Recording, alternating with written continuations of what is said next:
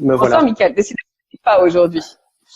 Alors, j'étais en train de dire que on avait eu quelques infos comme quoi de retour de prospects qui nous informent que ils ont signé des contrats et que au final on leur parle de résultats mais qu'on leur parle jamais de processus.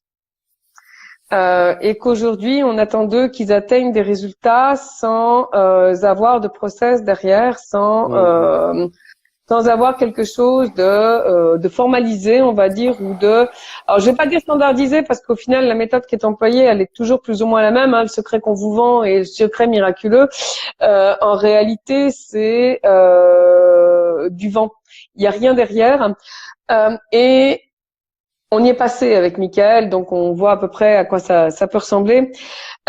Si vous n'avez pas l'esprit à établir vous-même le processus pour atteindre le résultat, vous allez patauger dans une espèce de bouillie où au final il va être très très compliqué d'arriver à atteindre quelque chose. Qu'est-ce que je veux dire par là? C'est Mickaël comme moi, quand on est passé dans ces processus, dans ces moulinettes de coaching, on va dire, l'avantage qu'on avait, c'est qu'on avait 20 ans d'expérience derrière nous. On avait 20 ans d'entreprise, on avait 20 ans de consulting, 20 ans de relationnel avec des chefs d'entreprise. Donc, ce qui nous manquait, c'était quelques clés plus de développement personnel et de déblocage qu'un processus vraiment formalisé pour atteindre un résultat. Aujourd'hui, qu'est-ce que je constate? C'est qu'on a à peu près 360 000 entrepreneurs qui sont arrivés sur le marché massivement l'année dernière, qui veulent travailler, qui ont une expertise technique, mais qui n'ont absolument aucune idée de comment on va mettre en place une entreprise. Et c'est pas en cherchant un résultat sans processus qu'on peut y arriver. Or, le processus, c'est quelque chose qui est formel, qui est pas à pas et qui impose très jolie plante derrière, qui impose de tenir compte de qui vous êtes, de votre entreprise et du résultat que vous voulez atteindre. Et si vous ne tenez pas compte de ces trois paramètres-là, vous pouvez pas implémenter un processus qui soit viable. Voilà. Je sais pas si tu as quelque chose à ajouter, Mickaël. Oui, bien évidemment, j'en aurais énormément à ajouter. Premièrement, sur le plan émotionnel, c'est stressant. Et ça fait vraiment mal au cœur parce que c'est pas bon pour la profession, que ce soit consultant, que ce soit coaching, que ce soit accompagnant ou alors intervenant, on s'en fout comment on nomme la profession. Je pense que ça laisse un goût amer pour tous ceux qui sont intéressés justement par le fait d'être coaché, quoi. Et on se pose la question, à qui je peux encore faire confiance à l'heure actuelle? Et je pense que déjà, il faut être en clair sur ses propres besoins et ses propres valeurs. C'est d'ailleurs une partie du travail qu'on fait avec vous. Et je pense que quand on est en clair là-dessus, on sait déjà de ce qu'on a besoin et de quels besoins on veut répondre avec ce coaching-là. Comme tu disais, nous, on a eu la chance d'avoir quand même un certain gros background, donc on avait quand même suffisamment les bases et une solide fondation justement pour pouvoir se lancer. Moi, quand je l'ai fait à l'époque, et toi de ton côté, moi, c'était plus parce que je venais du dur, donc là où je monte dehors, c'était dans la rue, simplement sur le terrain, quoi, et pas en ligne. Et j'avais besoin de soutien pour être en ligne. Et je pense que ce qui manque à l'heure actuelle, c'est le manque de clarté sur l'effort à fournir, justement sur ce processus pour arriver à un certain niveau. À l'heure actuelle, on va tous vous dire, écoutez, on peut faire autant d'argent en si peu de temps, bla bla bla. Mais qu'est-ce qu'il faut faire? À quel prix pour faire ce chiffre d'affaires que vous aimeriez faire? Ou alors construire la plus-value que vous voulez apporter à vos clients? Mais qu'est-ce qu'il faut que je fasse pour apporter cette plus-value? Et ça, personne ou très peu vous en parle. Alors, c'est pas un appel à la révolte contre les autres, c'est simplement de vous montrer que avant de choisir un coaching, un accompagnement ou alors une intervention de spécialistes et de professionnels, posez-vous la question, qu'est-ce que j'attends de ces gens-là? Et soyez clair au départ sur ce que vous voulez et là où vous voulez aller. Et je pense que c'est important de le dire et nous, personnellement, on le fait proactivement. Donc, c'est-à-dire qu'on sélectionne, bien évidemment, comme beaucoup le disent et beaucoup le font, mais on veut voir déjà, premièrement, si les gens sont à la hauteur et s'ils sont vraiment aptes à pouvoir faire ce qu'on attend de leur part. Il y a un énorme travail à faire derrière. Il y a un énorme travail. C'est ce que j'allais dire. On a le potentiel à vous emmener à faire. Nous, notre objectif, clairement, il est d'emmener, alors pas sur nos coachings, entre guillemets, pas sur la formation en ligne, sur les accompagnements, il est de vous emmener à faire un chiffre d'affaires mensuel de 10 000 euros. C'est à la fois beaucoup et peu, parce qu'on s'aperçoit très rapidement, une fois qu'on a déduit les charges, il reste pas tant que ça, et ça implique, surtout quand on bosse en France, et surtout avec la loi qui vient de sortir là début janvier, et qui fait que les micro-entreprises aujourd'hui vont être imposées à hauteur de 22%. Donc du coup, ça vous fait une grosse ponction supplémentaire. Qui va venir impacter votre chiffre d'affaires, et c'est pour ça que je vous dis 10 000, c'est pas énorme quand on se met à son compte, mais c'est un chiffre qui vous permet d'avoir une certaine sérénité dans le développement. Simplement atteindre 10 000 euros, ça se fait pas en claquant des doigts.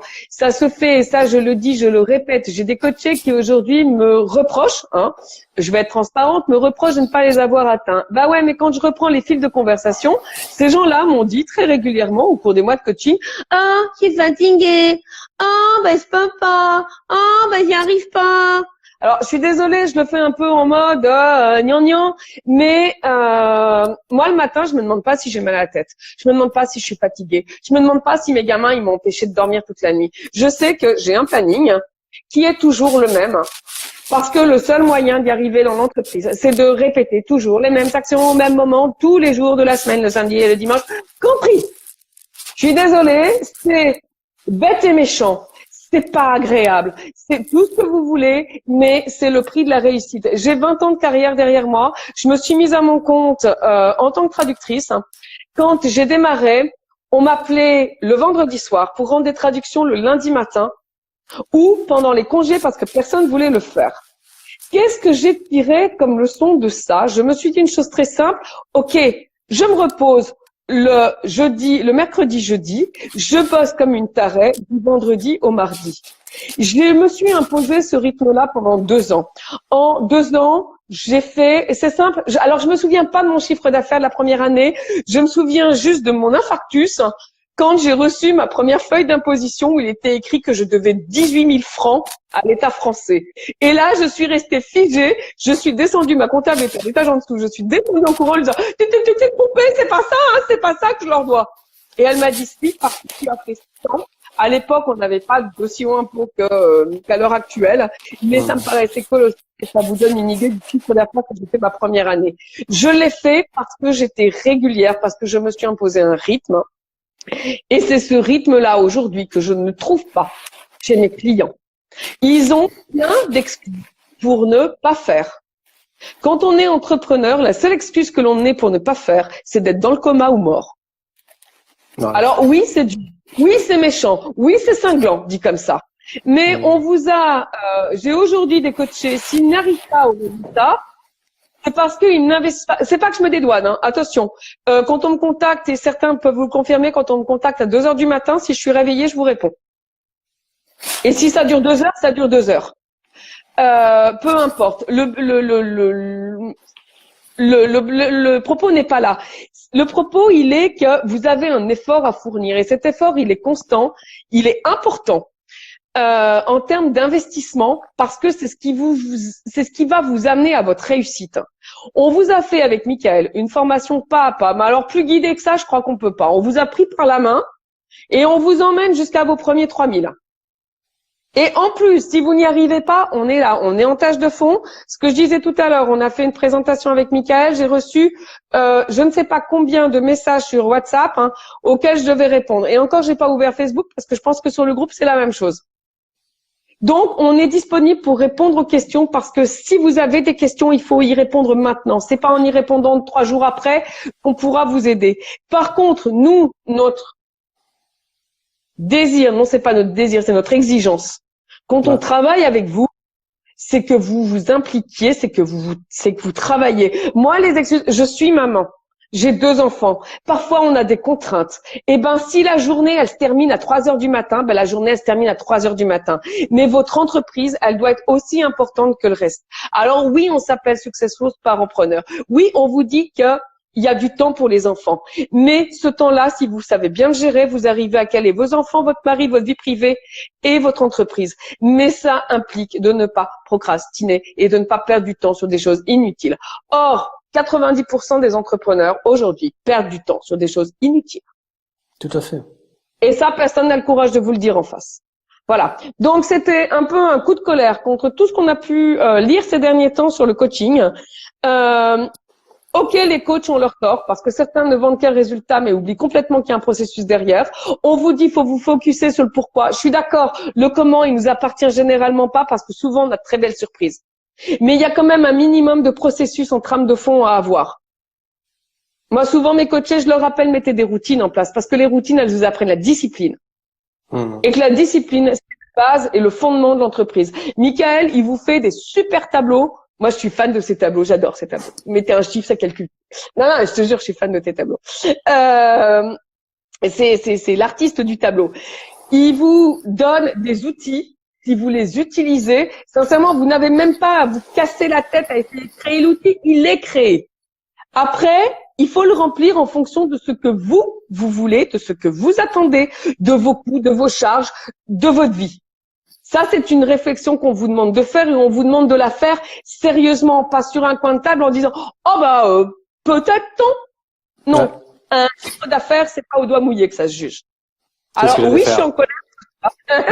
Oui, ce soir, je suis en colère parce que j'entends je vois des tas de coachés qui se retournent contre leur coach. Alors oui, certains coachs sont en tort parce qu'on n'a pas de processus derrière.